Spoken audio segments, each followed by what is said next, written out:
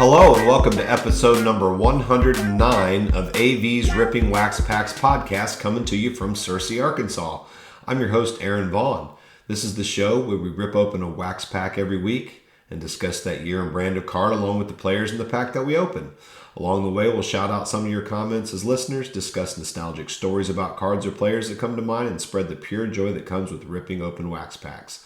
Also, we will have a weekly segment called Curt Facts, where my brother Curtis researches some players from the previous episode and shares those interesting facts on to y'all. You can find us on Apple Podcasts, Spotify, iHeartRadio, TuneIn, Google Podcasts, and most podcast platforms. New episodes drop every Thursday. Our Twitter handle is @RippingWaxPacks. Our email is rippingwaxpacks@gmail.com. Our Facebook page is Ripping Wax Packs. And on YouTube, just type in AV's Ripping Wax Packs to see the part of the podcast where we rip open the pack from the podcast. We're always looking to promote veterans charities, so please contact us through any one of the outlets I just mentioned. We'd be happy to discuss a partnership to help veterans and their families in any way that we can. Also, please give a listen to our sister podcast, CVs Tend to Check Out, a music podcast produced by Curtis and me that comes out once a month, sharing the joy of music and hoping to help listeners discover unfamiliar bands or songs they might want to look further into. Check it out right after you listen to this podcast and like, review, subscribe, and all that good stuff. Remember, for both podcasts, if you comment, like, subscribe, or review, your name will be put into random drawing for free prizes each episode. For AV's Ripping Wax Packs podcast, you will receive cards from the podcast and free wax packs. And for CVs Tend to Check Out, you will receive some kind of prize that has to do with music. Join in on the fun! This week, we will be discussing 2022 Panini Mosaic baseball cards. And also we have a new idea that we've had some people comment and tell us that we need to ask people to send us in packs that they want us to open online here or on our podcast and on YouTube. So I'm giving my address, and if you want to send some packs with a message in it, you sure can. Just send it to AV's Ripping Wax Packs at 149 Emerald Lake Drive in Searcy, Arkansas. It's SEARCY. And the zip code is 72143. And you'll get your name if you want it with the wax packs that we open for you. Shout it out online. And if you have a business that has to do with cards, any type of sports cards or non-sports cards, we will be doing some episodes with non-sports cards too at some point. We will give you a little advertisement there for your business if you have one. So I just thought that I'd throw that out there, and hopefully some of that comes to fruition and we can start opening some packs of yours. I do have packs still that I'll be opening up, and I always get new ones. There's just so many out there that I don't think we'll ever run out. But it'd be nice to get some from y'all if you want to send them, so we can open packs that you'd want to see open. All right. So, like I said, we're going to talk a little bit about Panini Mosaic here, 2022 baseball cards, and then we'll do our Curt Facts segment, and then we will open up the packs. I actually have 2 packs because there's only 6 cards in each pack, so I'll open 2 of those, and then we'll go from there, and that'll be it, and we'll finish up the podcast after that. So, a little bit about 2022 Panini Mosaic baseball cards. It's a 300 card set released November 18th. Online it says, yet another chromium stock product. Each hobby box is expected to yield 10 silver prism parallels, 2 red mosaic parallels, and 3 autographs. So another great looking card here. You'll see it on YouTube, and I'll describe it a little bit. But if you get the hobby boxes, you're going to get 3 autographs in there. So that's why they're so expensive. I know I always get, I don't want to call them stiffs because they're in the major leagues, but guys that don't seem to be worth much because they haven't been great yet. I did pull a Carlos Delgado one day, and that was pretty cool. Great player for the Blue Jays that's retired now, but that was pretty cool, and it was an on-card autograph. I don't know if I showed anybody on this podcast. I can't remember. I don't know if I said that or not, but that was pretty cool. But anyways, so these are pretty expensive if you get a hobby box. The hobby boxes have 10 packs per box, 15 cards per pack, And you can get these in blasters, I think, and other types of hangers. I think that's what I had. I think I had a blaster box. I can't remember. I just opened the packs and then I put them in a big container in my random rip box, and I pull one out of there. So, anyways, all these different ratios of inserts they have online. There's so many. There's only 300 cards, but there's all these different inserts. And I called this episode Holofame Search with HOLO, Holofame, because we're going to be looking for one of those Hall of Fame cards. It's like the Holo. It's HOLO, not like the Hall of Fame. So we're going to look for a Hall of Fame orange fluorescent. They have the yellow reactive, green, and pink fluorescent. All these different inserts. I see hot sauce, blue reactive, all these different hot sauce variations. Rookie debuts, will to win, blistered. I mean, there's just so many. Rookie autographs, so that'd be cool to find something like that. I want to see some of the rookies in here. I can't remember who was in here. The rookies are, let's see. All 80 cards in the rookie subset 201 to 280 are available in a rookie version. So looks like it's 201 to 280. That's what I'm looking at right now. And it doesn't say RC by any one of them for rookie card, but I think they all are. So hopefully we get one. I see Seth Beer. He's supposed to be a good up and coming rookie. Jake Berger's in there. Gavin Sheets. Oh, there's all types of them. So there's like 80 of those rookies. Lars Nootbaar, Wander Franco, that's probably a big one. Wander Franco, I'm not sure if he had a mosaic last year, but Bobby Witt Jr. So we'll be looking for rookies and Hall of Famers and Holo Famers as well with that special insert card. But just so many different inserts. I don't even know where to start with these things. Man, it's unbelievable. There's so many. Julio Rodriguez is like their big signature player. It looks like they have Julio Rodriguez rookie signature variations and all that kind of stuff. So I think he's also in Topps boxes right now. But the front of these looks like they have Wander Franco and Spencer. Is it Torkelson? I think Curtis would have to look that up, but they're on the front of these packs. But you'll get to see that on YouTube. So. That was a little bit about the 22 Panini Mosaic cards, and we'll get to the YouTube section right after Curt Facts. So take it away, Curtis. Hey, y'all. This is Curtis coming to you with the Curt Facts from episode 108, the 1992 Pinnacle pack that was ripped.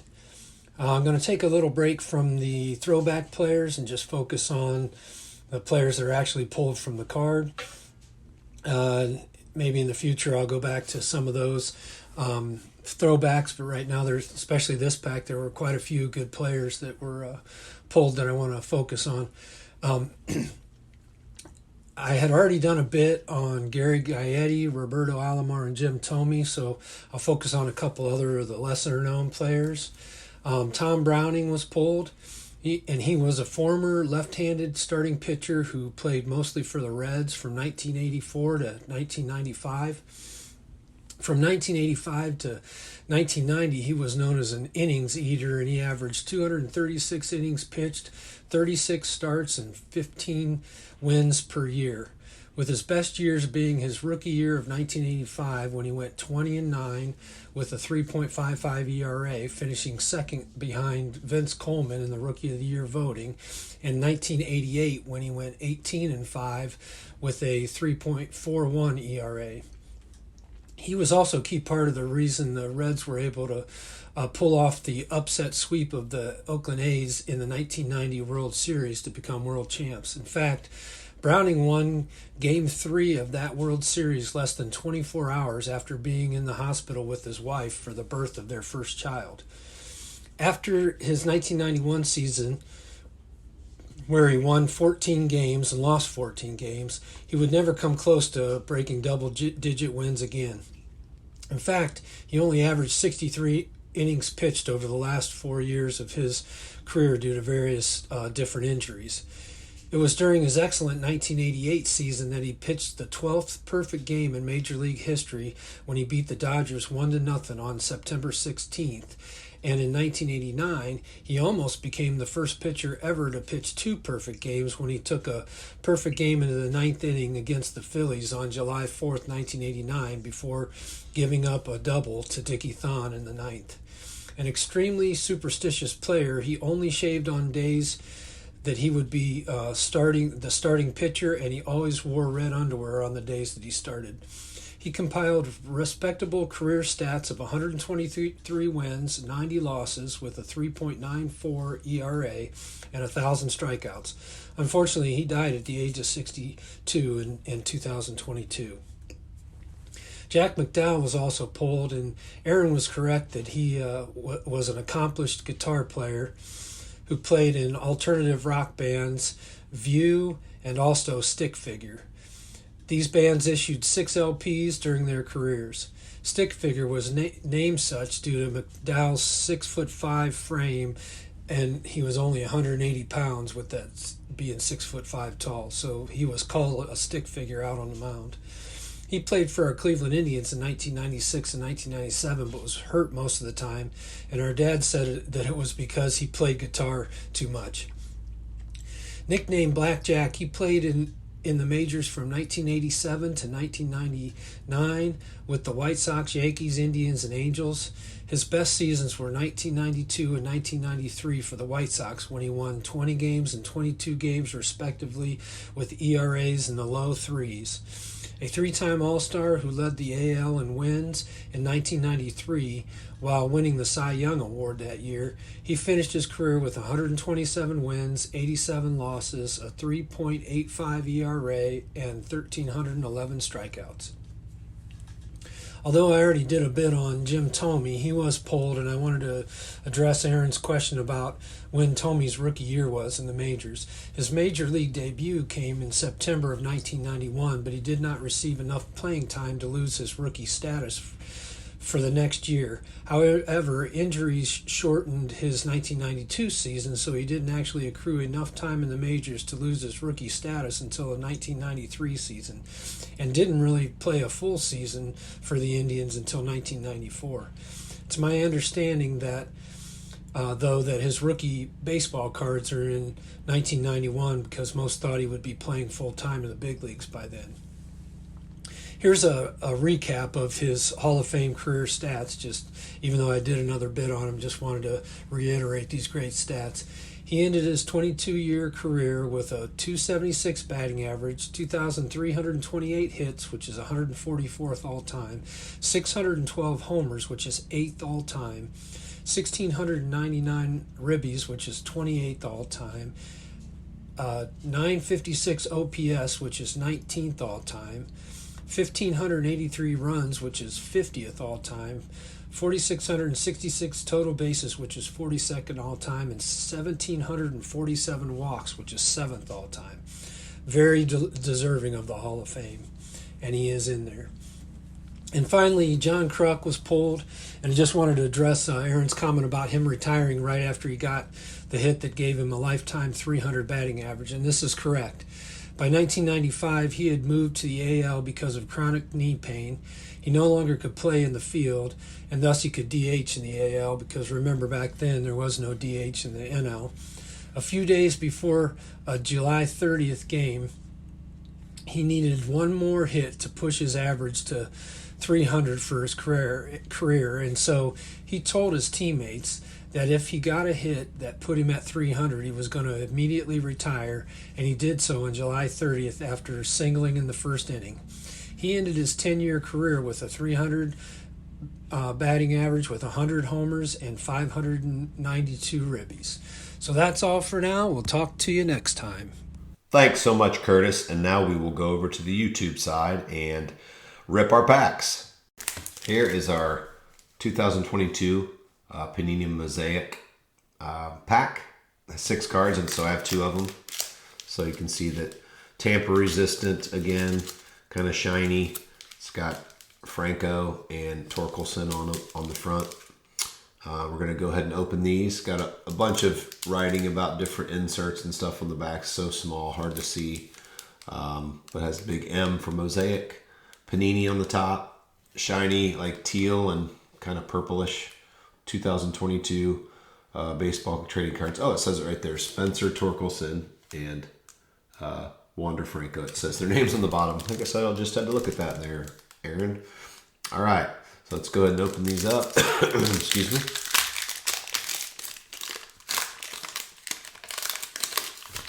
All right, let's see what we got here.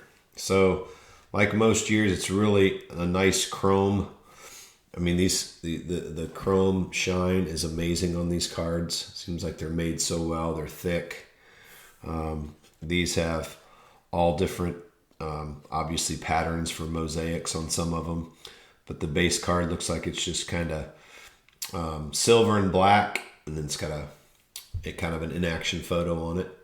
And then it has M for Mosaic on the bottom, and their name of their team, San Diego, and Joe Musgrave. I guess these actually don't have, because it's not Topps and they're not officially licensed by Major League Baseball, they can't put the San Diego, they can't put Padres, so they just put San Diego and nothing on their hats. It drives me crazy. And I think in football and basketball they can do that. I think Panini has the monopoly on that, kind of like Topps does in baseball.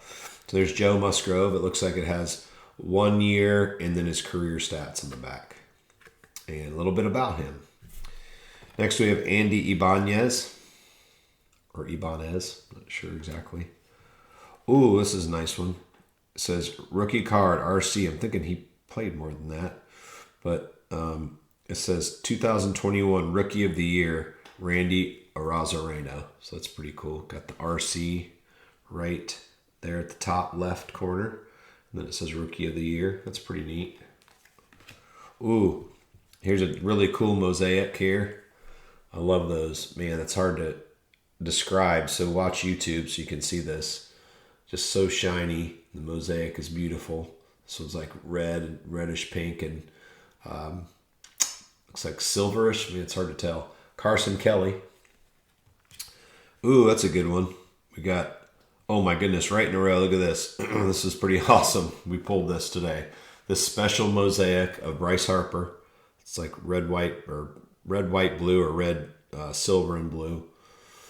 And then this is really cool. This is one of the inserts, hot sauce, and it's Shohei Ohtani. How about that? We pulled a Shohei. This is one of the best players in baseball right now, Shohei Ohtani.